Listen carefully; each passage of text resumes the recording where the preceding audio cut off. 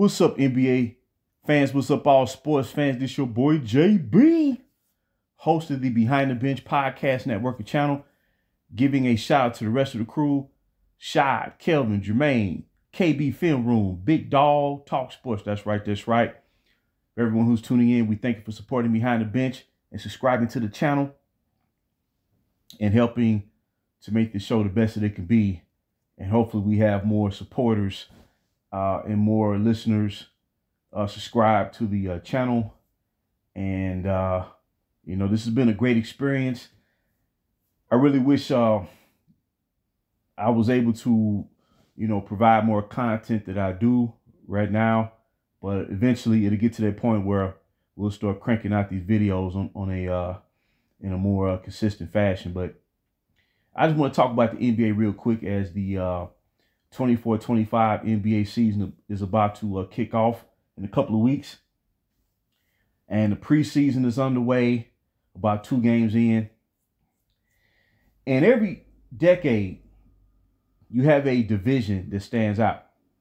At one time, during the 80s, probably early 80s, the best division in the NBA was probably the Atlantic Division with Boston and the Boston Celtics, Philadelphia 76ers, New York Knicks, teams like that.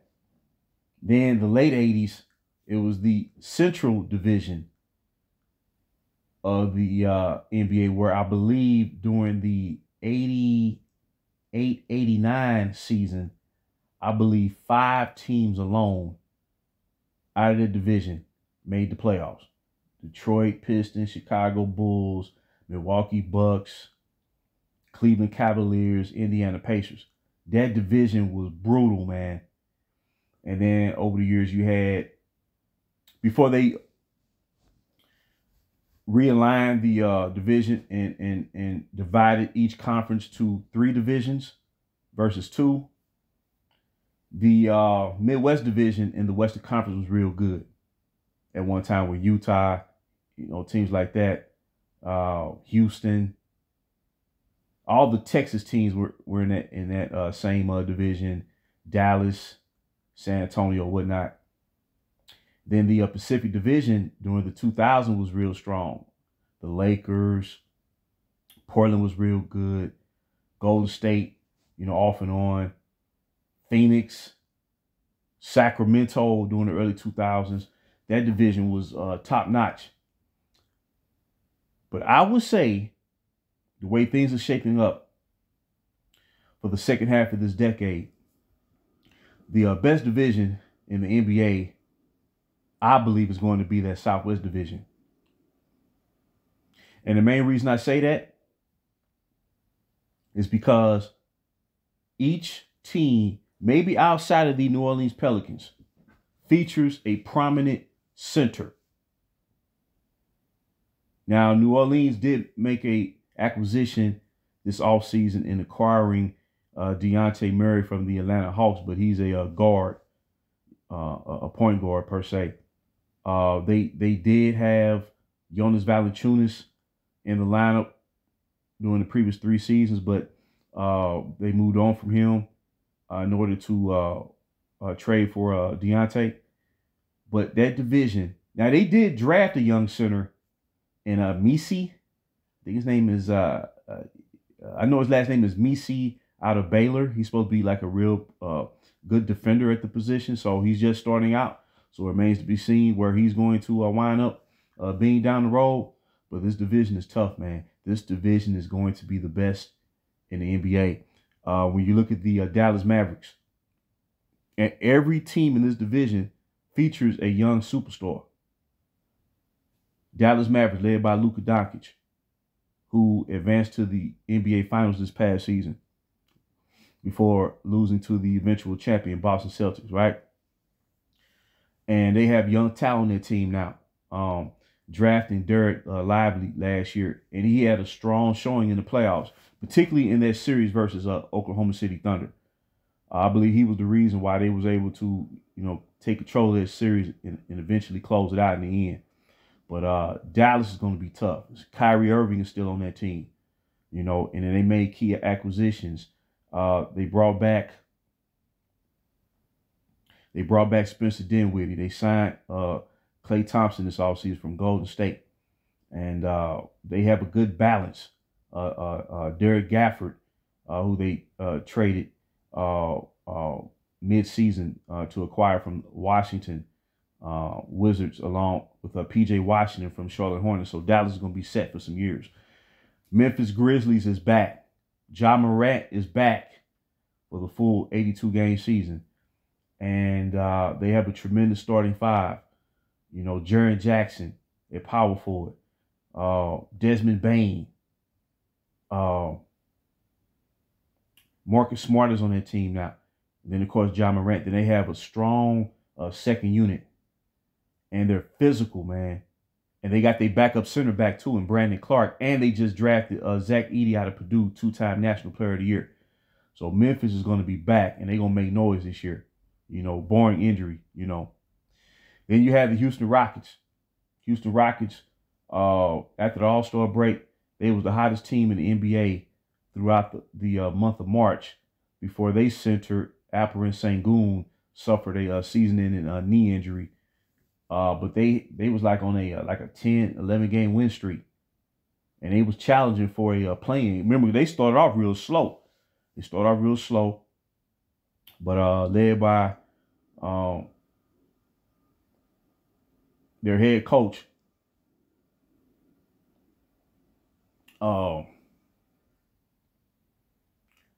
Houston went on a roll during the second half of the season. So they're healthy now. They have their nucleus intact. And they're going to compete this year. San Antonio Spurs, Victor Wembanyama, Rookie of the Year. That's Ime Udoka, head coach of the Houston Rockets. His name just popped up in my mind. But yeah, San Antonio Spurs. They brought in Chris Paul to kind of, you know, control their offense, make sure the ball gets where it needs to go. They got some good, you know, solid young talent on their team, but Victor Wembanyama, Rookie of the Year, I think he had a great rookie season. Word is he's put on muscle, about 15 pounds of muscle. He's gotten stronger this offseason. You know he's going to get better. And the Spurs, you know, eventually they're going to be a force. And so every team I mentioned so far, they got a star player on their team. You know, Houston, Jalen Green, you know, Alperen Sengun. They got good young talent down there. And then remember, they signed Dillon Brooks to improve the perimeter defense from the Memphis Grizzlies. Jeff Green, veteran, who was part of the Denver Nuggets championship team of 2023. And they still have Jabari Smith, I believe. Jabari Smith down there. So they got good talent down there.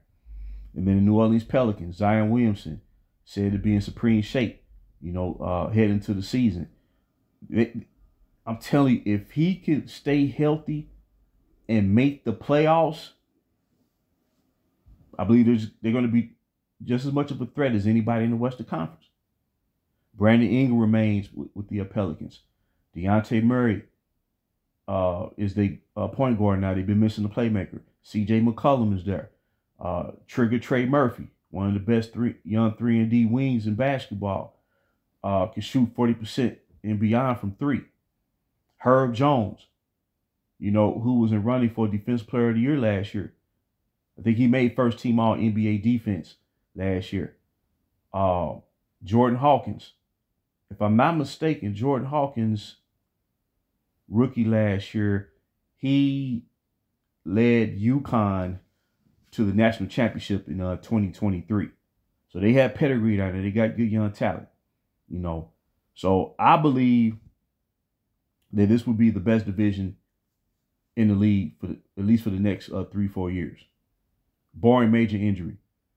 They all have, except New Orleans, and I know eventually, you know, like I said, they did draft the center, and they did sign a veteran Tice, who had played for the Clippers last year, Mike Tice, and played a lot of years for Boston. as the backup to then Al Horford. So they got a good veteran center there to spare minutes. But if the Pelicans were able to get a solid center who can rebound and defend, they'll be ready. They'll be ready. So this is the division I'm going to be looking at.